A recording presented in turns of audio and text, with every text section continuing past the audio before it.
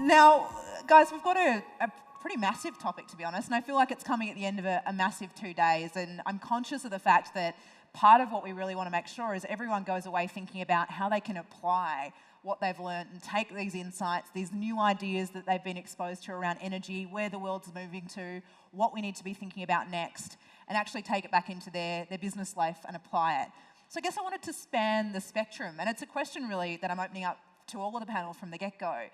Let's start with the emerging space. When we think about disruptive technologies, disruptive business, what is your top tip or your key must-do for that early emerging stage of business? Before we get to the established part, how do we kickstart? Whoever wants to go first. Make sure you have a structurally appropriate product for the marketplace. That simply makes no sense to put a whole effort into something which has no market fit, right? So it's easy to say. What's core for you in terms of how you ascertain that? What's your process for thinking through an idea and deciding if it's got merit? Principle. So we literally have a design methodology called design by rationalized constraints. So we go into the world to understand a problem. Because we're systems designers, answers are really not apparent, right? So you go into the world and you look at the constraints that are operable in the domain that you're seeking to operate in, and then by reflection, you get the answer to the problem. So you need to, in principle, understand it's back to the maths, it's back to the fundamentals.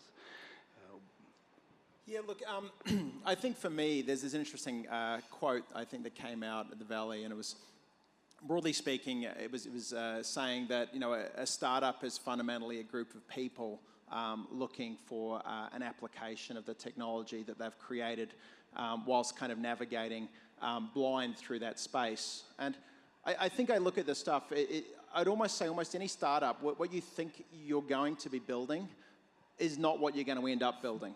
And, you know, I would take it very much from the opposite of the fundamental side, which is like directionally figure out where you want to go, but be prepared to change that at every step because you're probably wrong. But you've got to have conviction because no one's coming in and working for you saying, I think we're going over there, but maybe not. Everyone's like, well, I want someone more certain. So you're like, we're definitely going over there. And then someone, you over there, but your job as a CEO then is to kind of figure out a way to kind of weave that story to make it kind of, you know, complete as it comes through. So I don't think anyone really knows what new technology is going to bring to the table, but you definitely know that it's going to do something, and you want to make sure that you can ride that wave. I often use the phrase in my business, strong sense of direction, loose hold of the reins. Now, we've got that conviction of where we're heading, but it's going to be an adaptive and an agile ride there. Dan? Yeah, so 18 years ago, we were a startup company, and we rented a little office space here in Calgary. I remember sitting with my business partners with this partly constructed business plan and told them we were going to work in these 4 difficult areas in oil and gas. And Peter, one of my business partners, said, Dan, that's great, but there's no work in any of those areas. And, you know, but we held the course. We turned down work that came to us because we were really good at other things, and we stayed focused. And guess what? Suddenly, one day, the vice president of EOG shows up in Calgary to meet with me because we specialized in this one area in horizontal wells that no one in the world was working on. So, you know, that's part of it. The other part is we just take a different view of the world. So I think Geeta made a comment about we didn't declare the end of the Stone Age because we ran out of stone. The view that I have, I mean, if you look at the stats, last year the world used 47 billion tons of stone and sand. 4th largest trucking company in North America is Halliburton, hauling stone, albeit small ones, to location. You know, the Stone Age is at an all-time record high. So we don't follow other companies.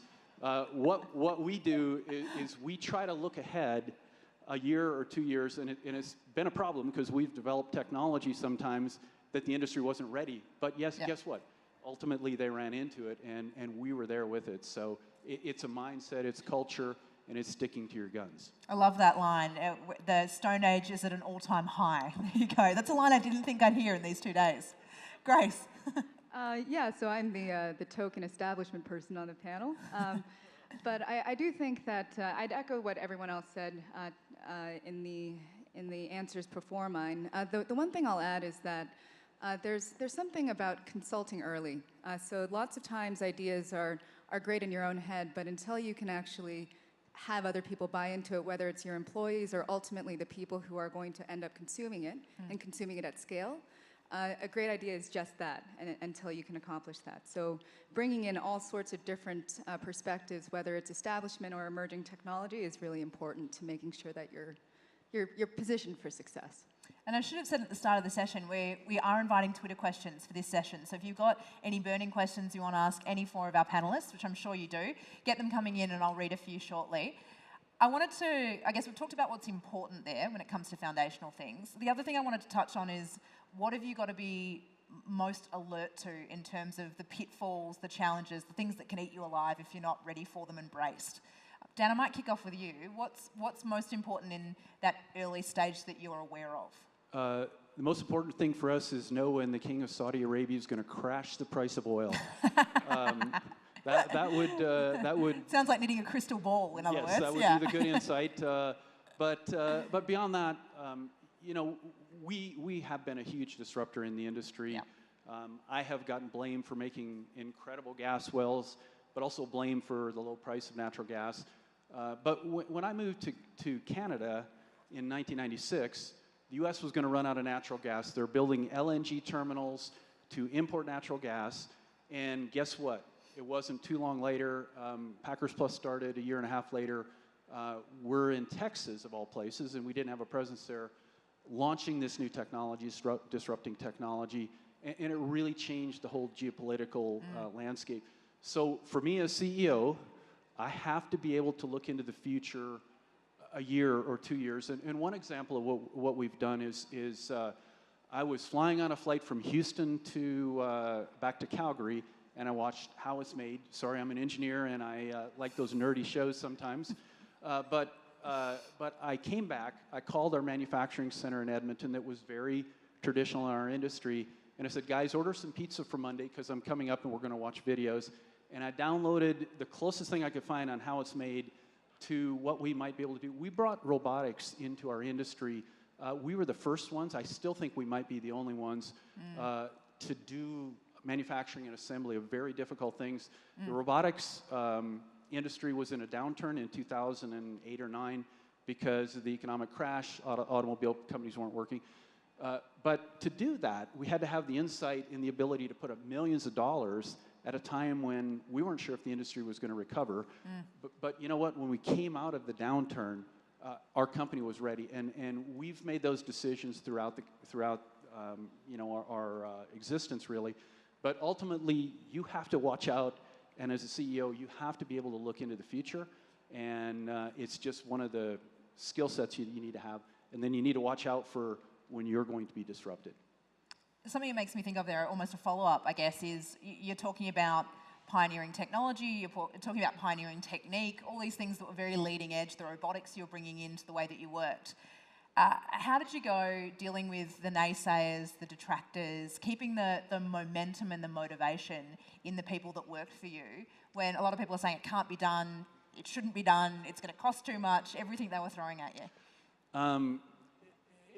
You throw big bricks and then you walk away with little chunks sometimes. But I mean, for me, I was really, really fortunate in that I got it right on technologies and launching, buying new facilities, building in places where we didn't really have the money to do it.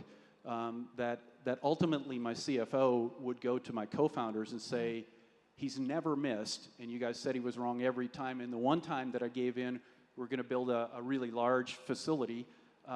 We built something smaller because they insisted. A year later, we're building the exact size facility that I did. So for me, I have to gain support, but what I do is I don't run over people and tell them what we're going to do. A lot of people don't know how I work, but I'm busy building collaboration, building support behind the scenes, and no one knows what I'm up to really because I don't go and announce it.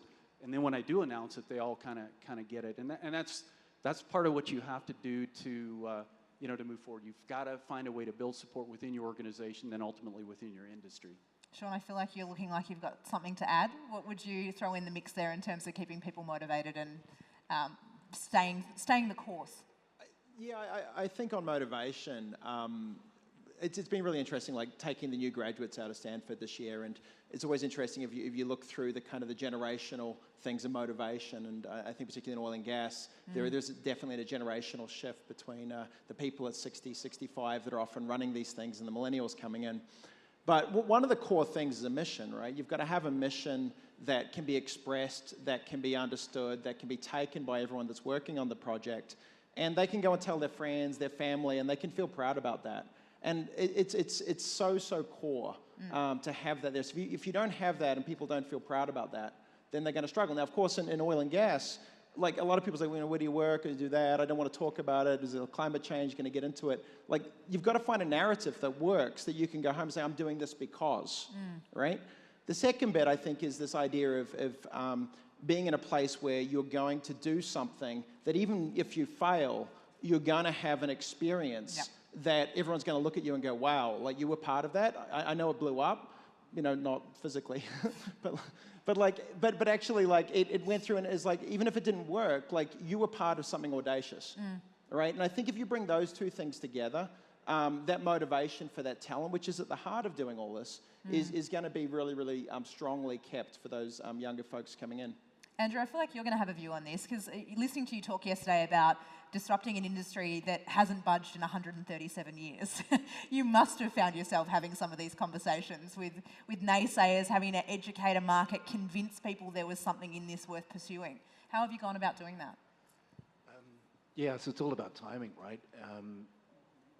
10 years ago, you couldn't have even dreamt of doing what we're doing because utilities in particular were run like 1970s railways, right? And everything tomorrow was going to be exactly the same as today. And we just needed to keep doing it the same way. So if you're in a regulated space with a regulator ready to return to your shareholders, whether you're the utility, whether you're the genset, whatever it happens to be, right? The answer to the problem is keep that rate of return the same, and therefore you have a management team that are basically in the same circumstance. But ultimately, you've got a regulator responsibility to keep the lights on so grandma doesn't die and all those kinds of nasty things, right? So under those circumstances, he moves away. Right?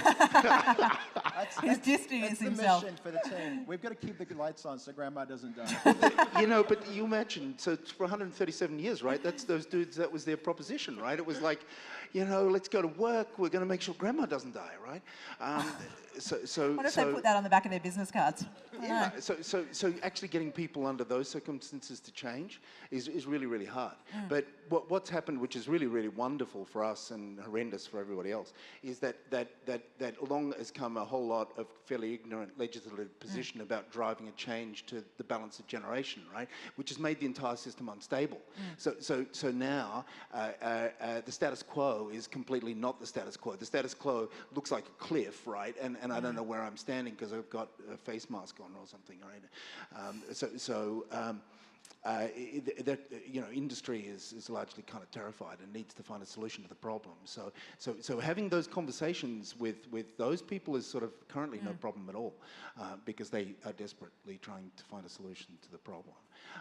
Actually convincing people simultaneously, though, that you have phenomena in physics that they hadn't recognized previously is really insulting, right? Because you go in and you say, look, you can do this, and they go, no, you can't. What I studied at university said you couldn't do that, and well, you actually study at university, you just turn up to class, right? So because you're calling them out, right? You're literally saying this can be done, and it's like, oh yeah, shit, that can be done. Why didn't I think about that? Well, it's kind of an existential crisis for everybody you're dealing with, right? So there's quite a journey of stuff you've got to get through in that process. Yeah, it's a bit like these guys demonstrating that you can, horizontally frack and that kind of stuff, right? It's like, no, you can't. You drill big, deep holes, right? And it's like, hey, that's hard. Grace, Andrew's just touched on the status quo piece. You've worked inside established players, actually driving change, modernising, changing systems, fundamentally shifting the way that they engage with customers and go about the consumer process. How do you navigate that? What are your tips for working inside established players and being able to keep ahead of the curve and get change? Yeah, I think a lot of the same issues and the naysaying that you were raising earlier exist in all industries and all sizes of players. But in established places, it's actually quite tricky because they've gotten smart enough to now know that they have to recognize that change is coming. So a lot of the CEOs are getting up and saying, yes, absolutely, we're addressing AI. We've got at least 300 or 400 labs going on in the four walls of our building. And I think the pervasive cultural issue underneath that, though, is still very naysaying. So anything that's in a lab is a proof of. So proof of concept, proof of technology, proof of value. The lexicon around proof of suggests a judgment. We're going to judge at the end of this if this is worth doing. And there's a lot of kind of 1 foot in, 1 foot out on some of these things that we know are realities. And if we believe that they are, or we believe in the words that we're saying to the street, then we have to be committing to in a really real way. And I think that most players who are now successful are taking that stand. They're saying, no, screw the proof of, we're taking this to production, and we're going to make it work. Failure is not an option. We always, the mantra in some of these larger organizations is fail fast, fail forward, and it's recognizing that failure is going to happen, and sometimes that's not it. The best part of our humanity is that we, face failure, face adversity, and overcome it. So I think that that's something that we need to just think about a little bit more often, especially in the more established players.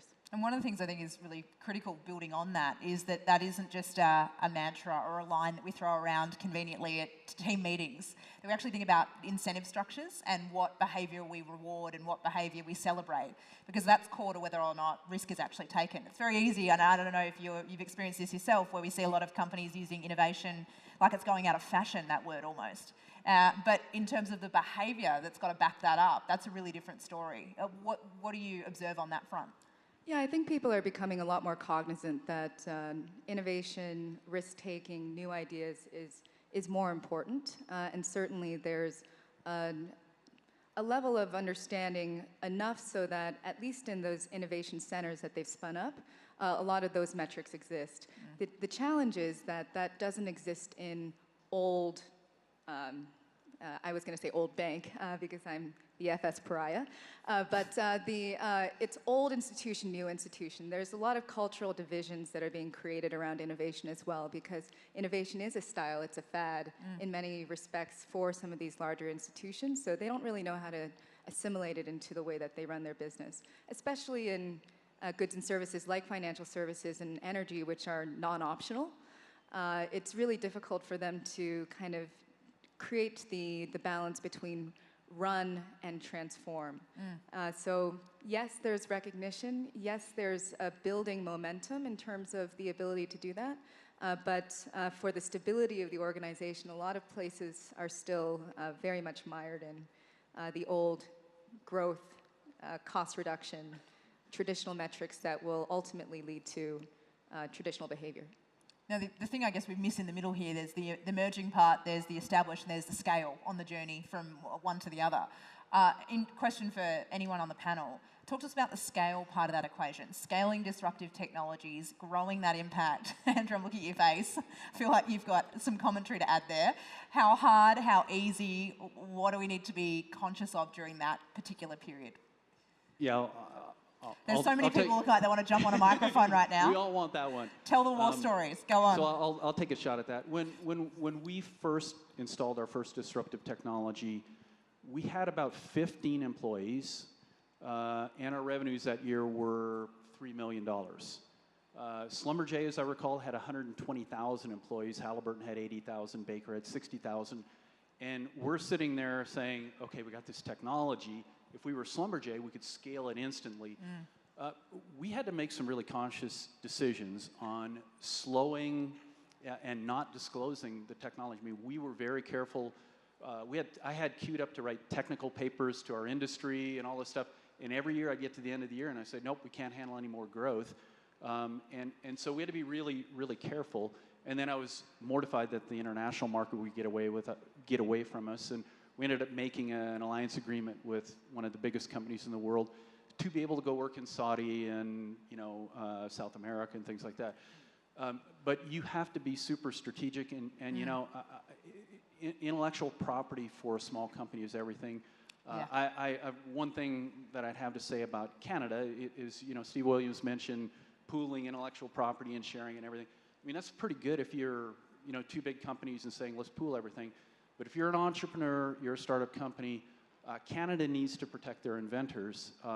And because it's really scary to have this golden goose and say, if anybody finds out about this, they'll all go make it.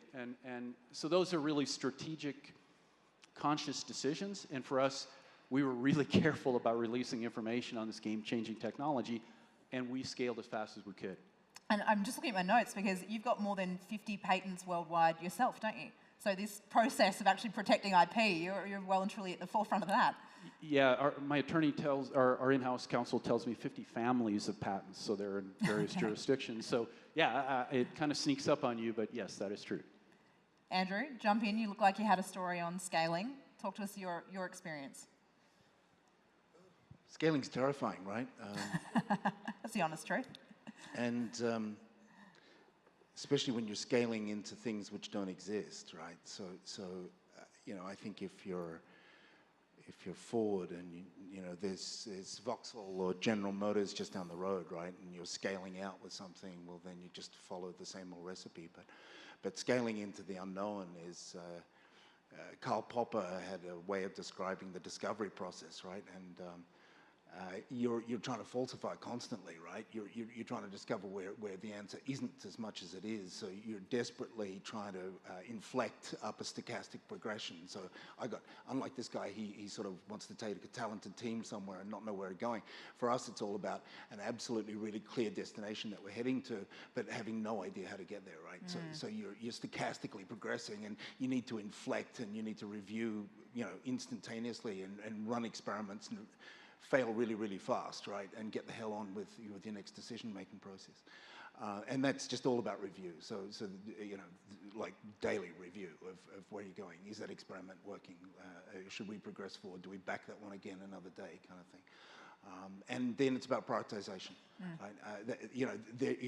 If there's literally millions of opportunities out there for us as we move to ubiquity with what we're doing, then it's about prioritizing. It's about who is going to make that process easier rather than taking the opportunities that come too quickly to you. Sean, you look like you're champing at the bit.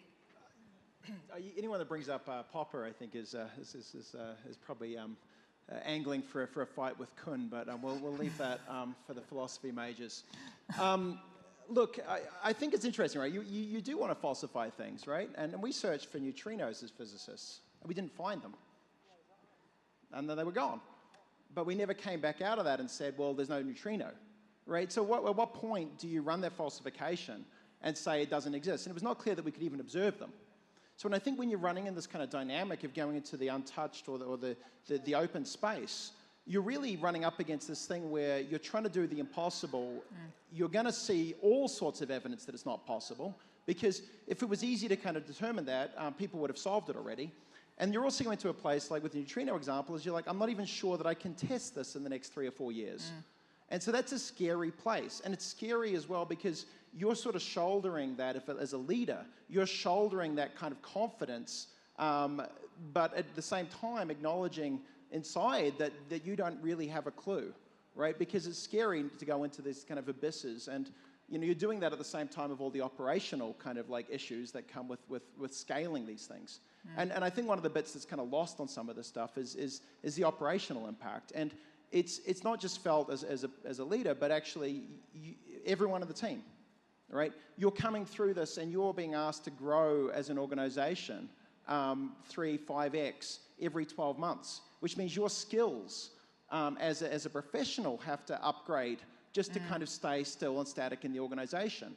And so if you think about that dynamic of going into an unknown space, changing the entirety of the organizational structure every couple of quarters, and having to kind of do things professionally that you've never done before, all while keeping an eye out for the competitors, because as much as you want to keep it secret, people are going to be competitive, and you don't keep that too long. So I'd say all this stuff is, it's hard, And I think people forget how hard it is to do this stuff. It's kind of like everyone wants to be a rock star, and then you just realize that being a rock star is going out and playing in pubs and dive bars and no one listening to you and no one cares and no one pays and no one shows up, and you do that for 5 years and you get a break. And I think if people realized how hard this stuff was and acknowledged how hard it is, because everyone asks you, like, how are you going? It's like, oh, we're killing it. It's like, you're not killing it. You're definitely not killing it, because no one is, because no one can do this stuff in any kind of degree of elegance because it's difficult. So if we kind of got out and said, look, this is hard, and furthermore, it's probably going to take you through ups and downs, and by downs, there's going to be depression, there's going to be all sorts of doubts. You're going to get the ups, but you're not going to really have time to enjoy them because, you know, the next challenge is there. And furthermore, you may not have a job because someone's going to come in, if you've lost control of the organization, and pull you out and put a professional CEO in. So this is the story of the Valley, right? But we don't tell it that way. We don't tell it this way, and it hurts us because we don't acknowledge the journey that we're going on. And if you acknowledge how hard that is, then you start to realize that you get past some of these roadblocks and you make the jumps. And I sort of say to people coming in, is like, this is going to test you in ways that you don't know, and it's going to be 5 years. So if you're not prepared for that, like, go somewhere else. So yeah, I have one more thing to add on you know, that journey. How do you scale? How do you you know, how do you make it from, you know, an invention to something more? We have three core values in our company. It's innovation, which has always been number one, almost always. Operational excellence and customer intimacy, and we've worked those hard. Innovation was always our number one, and then we came up with this horizontal technology. Suddenly, things were really complicated. But what I figured out really quick is if we screwed up on one component in a 30-component system that was being run in the field in the mud or in the snow or wherever it was, that we could destroy an entire well. So it may sound insignificant. Trust me, it wasn't. It was a whole cultural shift of our company. I came out with an announcement one day that we're changing the order of our core values to operational excellence has to be number one, innovation, and the other ones are going to drop below. We spent the next 2 years trying to develop training programs and roll out, you know, skill of people and skill of engineers. It's a huge, huge issue.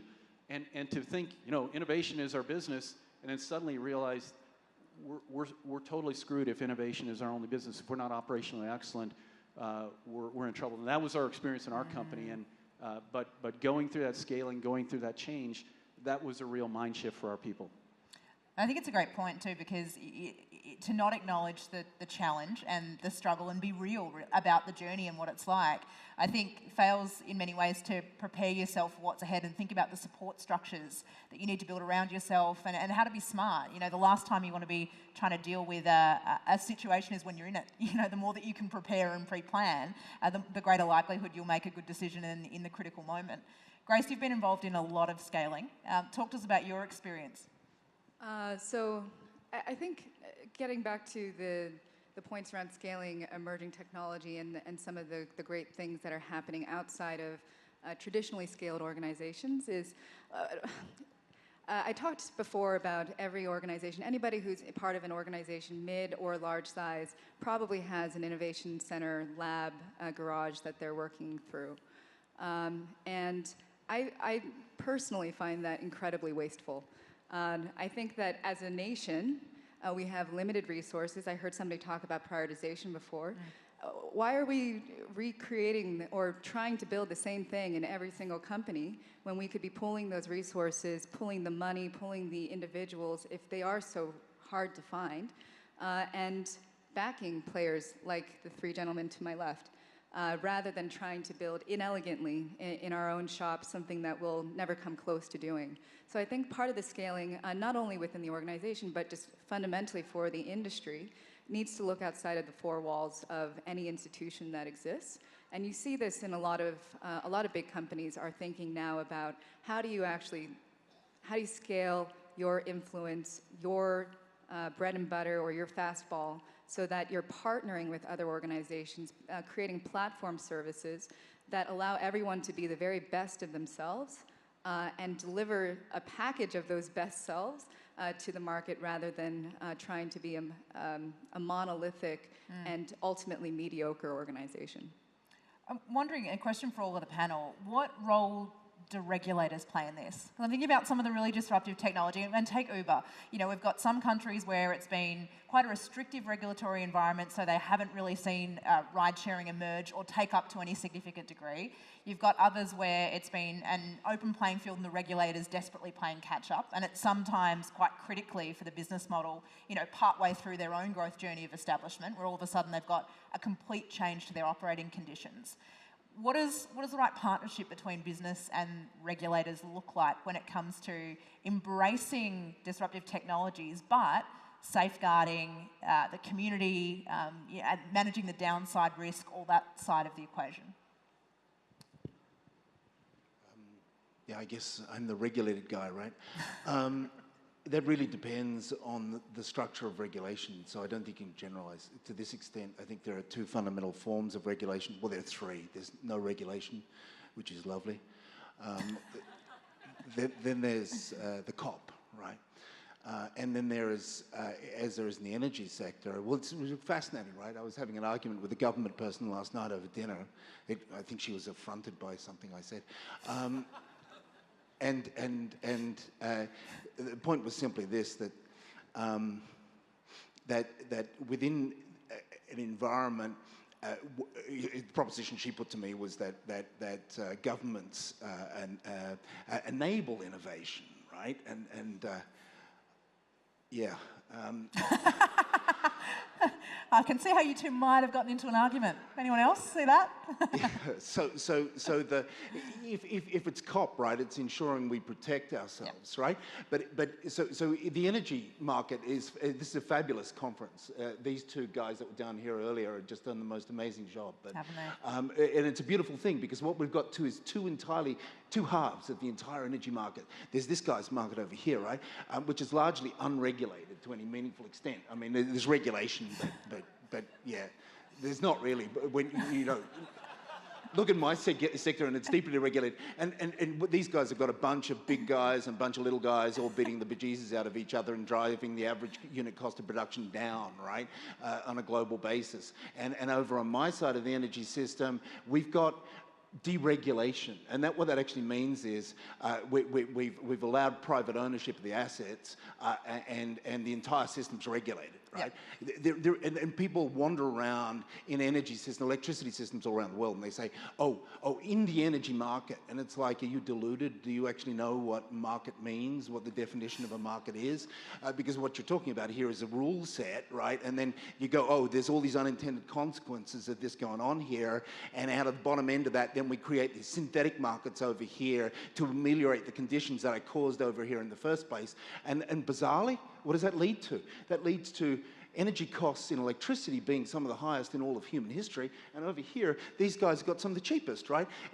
And which one was regulated, and what was the role of regulation in that process? So you end up with all of these arbitrary rule sets being regulation which are defined by a bunch of legislators who've copied it from somewhere else and or come up with it on their own, and one or the other is probably no better than the other, and imposed it on a system. So this bit, and then this bit, and this bit, and I've got a generator, and I've got a transmission operator, and I've got a distribution operator, right?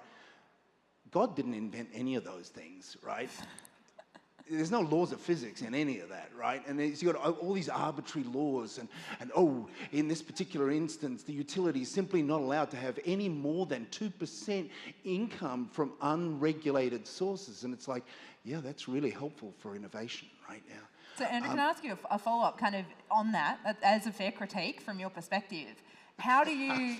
Well, it is. I mean, like, it is. Like, obviously, you know, different, depending on the way, as you said, that where your company's based, how it's interfacing with the regulator, it's going to be different. How do you forge through? What approach do you then take to trying to change your regulatory environment? How do you navigate that from a business standpoint? Do you play an active role in trying to get government to change? What's the relationship? Because arbitrary laws are ones that can be changed, right? Gravity isn't easily changed. So you know, you operate within the constraints that nature gives you, and you go to the extent that you can, and that defines a logical boundary for you, and then over here some sort of arbitrary rule, right? And once you've demonstrated substantially that the next best thing to do is to change the regulation, then at least the regulation can be changed. Now, Dan, you've been pointed at a bit during that answer. I want to give you a right of reply. Well, Most people in our industry would disagree that we're not regulated, and I'd probably join that group. But look, we work in a lot of different areas around the world. If you went to Argentina, regulation, and there's a whole bunch of issues to deal with. If you go to Saudi Arabia, the Saudis want to produce oil, and they're pretty responsible, but you don't get any. Yeah, I mean they do what they do, but you're going to get it done. And here in Canada, the things change from decade to decade or 5-year period or whatever the politics are, but generally. What we've seen is regulatory bodies have been very responsive. They recognize that technology adoption is the key to extracting resources to which they get a cut of. And that makes everybody happy. So there's a big incentive for them to, get wells to produce 1,000 barrels a day instead of 20 barrels a day. So we've been really good, but we have been actively involved. We've brought technologies forward that the Regulatory Commission looked at and said, we don't know what to do with that. We don't know how to distribute the assets. We don't know how, what oil gets applied to what owner of this land and things like that. But, they've been really good. They've moved quickly, directly in our industry.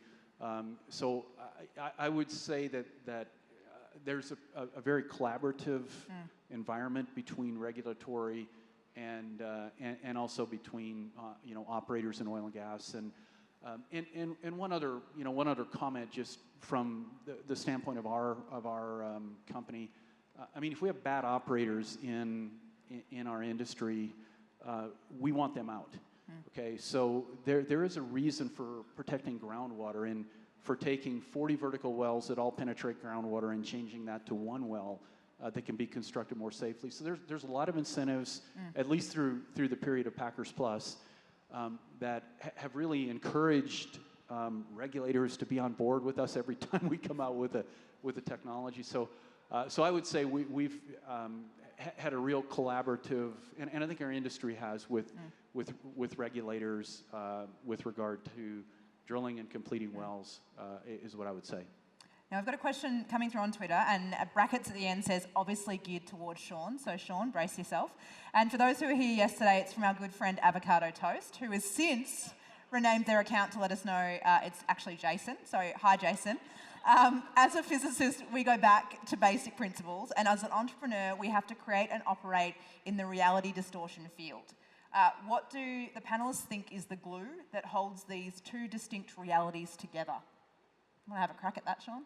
Yeah, I think it's just a comfortableness of being kind of occupying two spaces, and it's at some point they come together, right? The reality that you're distorting of the world that you want to build is hopefully going to emerge, but it's not there at the start, and it's not even close, right? So you're living in this kind of world of knowing everything that's absolutely wrong with what you're doing, but having to project a confidence about where you're going to get to and why it's possible. So you sort of come in and out of that, and it's important, right? You've got to have that self-reflection and self-doubt, and you've got to give space for that. And I think when you're starting up things, the first time you do that, you get incredibly worried. It's sort of existential. It's like, this can't be done. I can't do this. We can't. It's impossible. And the second and third time you go through it, you're like, oh no, that's the existential doubt phase. I'll sit with that for a little while. It's good because it's going to tell me something, and I need to go into it. I can't shirk it. But then I need to come out of that with any insights and then communicate that again with some more nuance, but again, confidence. And so, I think it's kind of occupying both of those spaces because in some ways, physics metaphor seems to be the rigor of the day. It's Heisenberg, right? That your startup is dead and alive. It's Heisenberg's cat. It's both a $10 billion company and it's zero. And until you sort of look in 5 years, you don't know what it is. So you're sort of existing in this quantum space, and you need to be very, very comfortable with that. But most people can't do that. So I think the message back for Avocado Toast. It's good change. Should change that name. Avocado Toast is be comfortable spending time in two things that are polar opposites, but give yourself time in both of them because they're both necessary. Grace, got a question for you. The ask is, what is the next big groundbreaking technology when it comes to disruptive tech that you're most excited about and watching most closely? This is going to be such a cop-out answer, but I really do think that blockchain is going to change a lot. I do, and it's not because the technology is fundamentally radically different than anything else that we're doing. It's that the cultural change that comes along with blockchain is pretty massive. So the idea that companies as they exist today will no longer have the same power that they do, that people can feel like they have ownership over their own destiny, that they have ownership of something larger than themselves. I think that paired with a relatively mundane technology, I give you that, is going to be the thing that changes the tone of the conversation from science lab to something that I can feel, touch, own, do. And where are you most interested in its application? Because you mentioned how many different spaces that can intersect with society, business, you name it. Oh gosh. Well, there's all the applications around operational efficiency that aren't, technically speaking, that exciting, but ultimately what it enables is really important. So I actually saw this is going to be such a dumb answer, but I saw this startup. We actually have a kind of series of events where we invite startups into our building to kind of share their newest tech. And I have a sister who's a musician who is constantly being lied to about how many times her CD is sold. So the application of actually using blockchain technology to pay out royalties from the lead actor all the way down to the person who is on the catering staff is wonderful to me. I think it's such it's a mundane use case, but it does solve a fundamental issue that I think is so radically ground level in its application that it can impact so many of us in ways that are small but very dispersed and very much a part of our daily lives. Now, we've only got a couple of minutes to go, so I'm eager to get each of you to share your top bit of advice. Room full of disruptors, walking out of this room, fired up, energized, really enthused by new conversations they've had and the role that they're playing in the energy sector, in their organisations, in Canada, in the world. What's your best bit of advice of how to walk out of here and do something with that? Whoever wants to kick off. I'll go first. Great. Because then I'll be sure to get mine in. Good strategy. So we all have this concept of disruptors and innovative companies and innovative cultures and things like that. And it took me a really long time to figure out that innovation in a company cannot be dispersed throughout the company, because then accounting is innovating how they're doing ledgers, and your engineers I had an engineering meeting where I looked at one part that we built. We built 32 different variations of a part that should have been built the same all the time. Wow. So what I would say is, if you want to disrupt, your innovation needs to be in the hands of a few, and the rest need to be just precision execution. And that's hard to bridge, but as long as they know they're part of the innovative culture, they don't have to innovate. They have to be held accountable. That's what I would say. If you want to disrupt, you have to build that dichotomy of a culture into your company. Great answer. Yeah. Andrew? Oh, sorry, Grace. You go for it. Not at all. I'm just going to pile on because I think that, as we mentioned before, a great idea is only that until it scales. So I don't believe that disruption means that everybody needs to go out there and be a disruptor or be disruptive. Disruptive ideas need to be developed, and usually, and I think Richard said it before, if you're not already thinking about disruption by the time you're 15 or 16, you might as well give up because it's not part of your identity, and that's okay. So a lot of what actually will drive the adoption of disruptive technologies and make it over time mundane, which is ultimately what we're striving for. We want it to be so ubiquitous that we can't even remember when it was disruptive before, is really helping and using the things that you do very well. And large organizations do a couple of things well. They're very stable. They have staying power, and they understand risk. So the ability for those people to find in their culture, find in their ethos, the ability to accept that they won't be disruptors, but that they will be responsible for converting disruption into production. I think that that's something that people just need to be honest with themselves about and and really use that as their own personal catalyst for change. So kind of find your right role in the ecosystem, almost. Andrew. So I'm Asperger's, and I'm going to talk about emotions. Know that's bizarre, right? So know who you are. Look deeply inside yourself. Understand who you are, who your weaknesses and vulnerabilities are. Be absolutely certain you want to do it in the first place. You probably don't want to do it. If you want to do it, then understand what your values are. What's ultra important values, you walk into Ernst & Young, I love Ernst & Young, they're my auditors. You go into Ernst & Young and they got values splattered up all everywhere, and it's wallpaper, right? But actually know what your values are, yeah? And then when you profoundly understand those and you share those with the people that are closest to you, your founders or whatever it is that you're in close relationship to, then ensure that every single person you hire is consistent with you and is able to share that burden and that journey together. Because if there's disharmony in an organization as it's going from zero to something truly that is disrupted rather than pretending, then you've got a long way to go. Quick, you. Get it in. He's giving you 30 seconds. I always love you sort of go through this, and you get put up on stage. It's like, tell us how you did it. And of course, if you asked you at the time, you'd have no clue how you did it. So it's this kind of like weird thing of like, you survivorship bias, and I'd sort of be very, very cautious of listening to any of us about anything. Go and do your thing. You be you. Figure it out, and then when someone comes to ask you how to do it, like just be honest and say you didn't really know, but you got lucky. But seriously, out of all that, you got to ante up, And the hardest thing to do this, if you want to be lucky, you got to ante up, and you got to pay table stakes, and that is never going to get easier. So if you're thinking like, oh, in a year's time I'll be more ready, and 2 years once I've done an MBA, or once I've got this out of the way, I'll be ready. It's never going to be easier. Yep, it's going to be hard. You've got a chance to be lucky and change something and do something pretty significant.